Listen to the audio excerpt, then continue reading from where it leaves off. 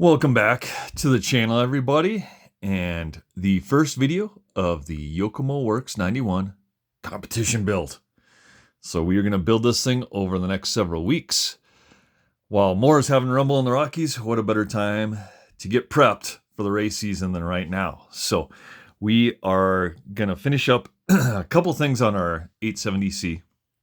And really there's not a whole lot left. I did put the Exo Designs bottom shock supports in because I was running such a long standoff. I didn't have an issue with that, but for 19 bucks, I was like, well, I'll buy that. I'll buy it for $1. And then the other thing is, and I didn't notice this until someone pointed out the other day on the Yokomo Facebook group.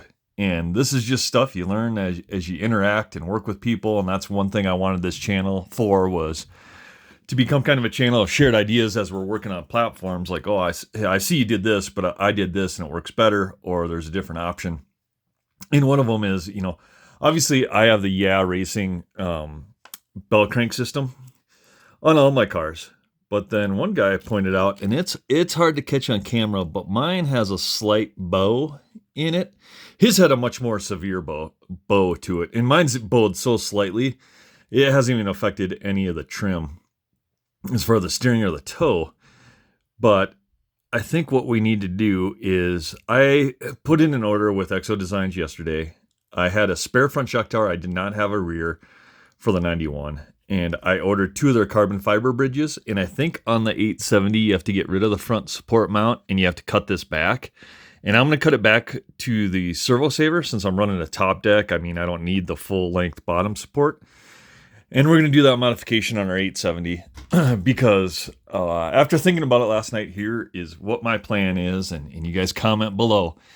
Is the first race weekend after Rumble, I'm going to take this 870C, and I'm also going to take my fan Graphite Worlds car, and I'm going to run those on a Saturday. Register for 21.5 two-wheel drive and 17.5 four-wheel drive, and we'll see how they do. Then the following Saturday, we are going to take this guy, fully built, same electronics. I don't know if you can see in the background, but we got our hobby wing in. I did find a Reedy SP5 17.5 motor. I found the exact same receiver that I'm running in my 870. All I really have left to do electronics-wise is get a servo. I have a fan. I gotta get mounted, and that thing, the electronics are sorted. So, and then I am going to take the long arm RC10. Same weekend, register for 21.5 two-wheel drive, 17.5 four-wheel drive, and we're going to run these back-to-back Saturdays, and we will see what's the better platform, or at least what the better platform is for me, and that is going to be supported by lap times, transponders, all that good stuff in there. So we did make a lot of work on our 870, on our 91 Works. So the front shock tower, I had a spare one from my 870, and don't do this, guys. I'm going to send a word of advice on all this. I have boxes down there. Each one of those boxes is labeled, RC10 Yokomo. I think one's a B5, B7, B74, and they are packed with parts. And I damn near I've never used them. My Yokomo, 4 race weekends of running that thing, the only thing I've ever broke was a rear belt I sheared some teeth off of and had to replace the rear belt. Other than that, arms, everything are all the kit arms. And I bought spare arms, U-joints, shock towers, all this stuff, and I've never used it. And I did the same with my RC10, fan RC10 Worlds car. I bought, extra stuff for that. I mean, it's cool it came with extra arms and everything, but I bought extra shock towers and all this stuff, and I've never used it. So from what I can tell, these cars are pretty durable because I have not had to buy much of anything. So Exo Designs put an order in yesterday. I ordered a rear shock tower along with the rear wing mounts to mimic our 870. I also bought the carbon fiber bridges for both this and the 870 to work with the steering. And that should be in, I'm hoping they're in 7 to 10 days. They do ship pretty fast and get through customs. So what I focused on yesterday was building on our Yokomo Works 91 and what we could do. And one thing that's different than the 870C, the pulleys, the plastic pulleys that are in the kit, they're the same part number between both cars. So I did order the Yeah Racing aluminum pulleys. I had to get them from Hong Kong, and they're on their way. Should be here anytime, along with our bell crank system for the 91 Works. But this is going to be running an Octalock. So this has all the V2 plates on it. So what that means is we can run an Octalock spur, and then we are running R1 Works carbon fiber 11 millimeter slipper pads in there on our car. I'm sorry, my daughter's making a surprise appearance here while Dad's shooting his video. So she's trying to be quiet, but we don't edit, retake, because that takes too long. So we have our Octalock on here, and we're running that. So shouldn't be much of an issue there. And as soon as we can get our other parts in, we'll be set. So we are going to run that and see what we can do, and should have those in this week. Built the diffs yesterday. Front diff is 7,000. The rear diff is 5,000. So these are ready to slip in and drop in along with our belts. So as soon as I can get those pulleys, I can finish the drivetrain, get those locked in there.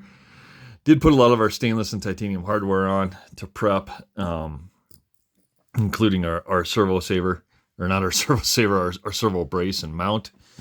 So that's in there. The one thing you may notice already is we are running ball cups on this car. So we are not going to run the standard Yokomo tie rods. We are running basically DC10 and fan titanium turnbuckles. So I bought the fan titanium turnbuckle kit, and I bought the associated drag car ball cup kit, which will work with all this. The only thing I got to figure out is on the Works, they use like a captured end here. So I'm going to use a shock end, and I ordered the titanium bottom shock mounts, and I ordered a couple sets, not only for here, but also for the bottom here, because we are going to go get some big bores for this thing, probably some Kashima shocks. I ordered also titanium hub pins, but that's more for bling than for anything. So not a big deal there. But if you look at this assembly, one thing I am going to do is I am going to cut a little bit of this ear off, because it does not seem like that's like enough throw. And maybe that's set by the U-joints. But I am going to cut a little bit just to see if I can get some more steering, and I'll adjust it with my EPA. The one thing on here you'll notice is this. That's not a hinge pin. In fact, the only kit hinge pin I used is on the outer. What this is this is a hub pin off a B40, B74, and my B7 rear hub pin. So in the back, I've already set it up on there. I put my spacers in there so I can adjust my hub position. And then I am working through getting this set up, but it moves free. I do have a couple washers just to kind of adjust the tension on the back. And then also on the back, the inner is exactly the same. So now I have 3 sets of basically hub hinge pins on my car to set this up. And what that means, and I don't know if anyone's reading into this or how it will work, is after measuring both my B7 and my B74, you can run they're the same width in between the mounts. So in theory, you could run a B74 hub assembly or a B7 hub assembly in the back, which would allow you to run hexes in modern wheels. The only problem I'm having is on the Yokomos, the ball ends are much smaller than on the B74 or the B7. So these obviously slot right into our diff out drives. The B7s and B74s, stop because the ball end is bigger and it doesn't slot into the diff. So that's something I have to figure out. If I think maybe a B5 shaft will work there, but I don't know. So I have a B7. I obviously have a B5. So I'm going to take that apart and see, maybe we even run a B6 rear hub end on this.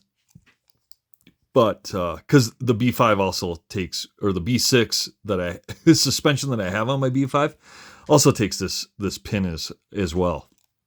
So that's promising. You know, if we can run a modern hub assembly on the back, we can run modern wheels with a 12 millimeter hex, and we can run a modern drive shaft assembly without using a U-joint.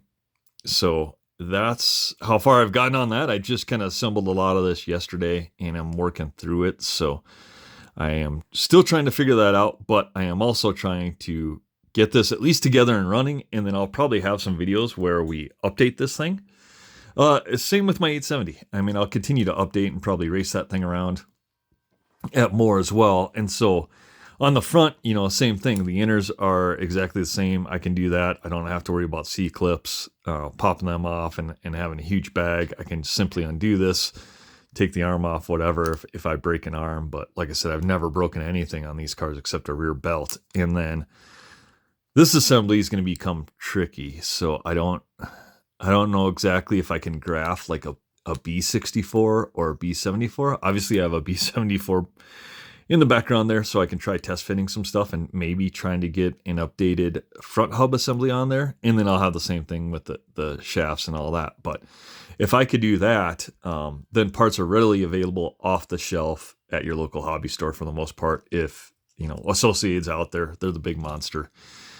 So you can continue to run your car and not have to stock a ton of money into aftermarket parts or having spare parts, right? Like buying 2 kits and then having 1 kit as spares. I've been surprised at the durability. And that's the one thing when I want to change all my cars to Octalock is I can just have a handful of spurs that go through all my cars, which include the B7, the B74, my 870C, my 91 Works, all my RC10s, obviously, taking the Octalock. And then I'll have, you know, 4 75 tooth spur gears, 3 69s, and a couple 78s. I can literally just have one of each, or you can have none, and you can just buy them at your hobby shop if you ever strip a spur gear. And I can't even remember the last time I stripped a spur gear, but for some reason I still have 10 of them in my spare parts. So I am working on that to try to modernize and get everything consistent. And that's even with same with like the shocks, right?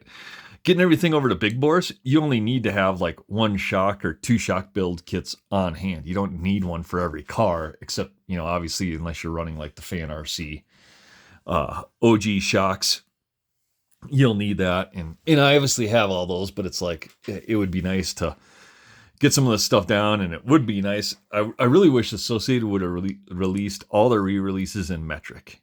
And I think that would have been better for all of us that have metric tools, because everything is metric now. B, I think it would have helped the vintage guys by delineating out what's vintage and what's re-release, so people aren't getting tricked. And I know Associated, you know, made some little changes here and there to differentiate that, but that would have made it a little bit easier as well. So working through our Yokomo Works 91. So this is the first video. The electronics are here. I'm going to pick up shocks today. So on part 2, we'll talk a little bit about shock setup. We'll obviously get these on the car, our arms. We should have our drive system in, as far as getting our front diffs and our slipper assembly in there, getting that set up. And I'll mainly be focusing on probably all the turnbuckle stuff as well as the shocks. And I did order, like I said, the titaniums I ordered, man, Go Fast Hobbies came through again. So they had the titanium fan RC bottom shock eyelets in stock. And so I ordered, I think they come in 1 set of 4. So I ordered 8. So I ordered for the bottom of each shock, and then also for the end of each hub here to do the upper hub length to adjust that caster or camber.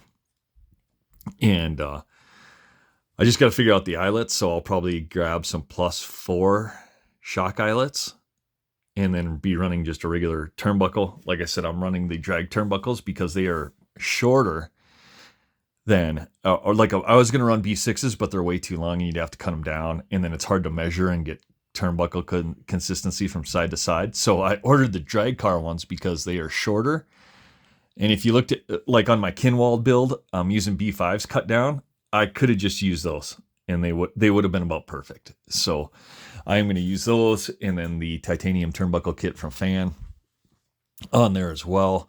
And then, like I said, we have all of our electronics lined up. So we are going to start working on this thing and getting it ready. Hopefully, I mean, I have basically like 3 weeks to get this one ready.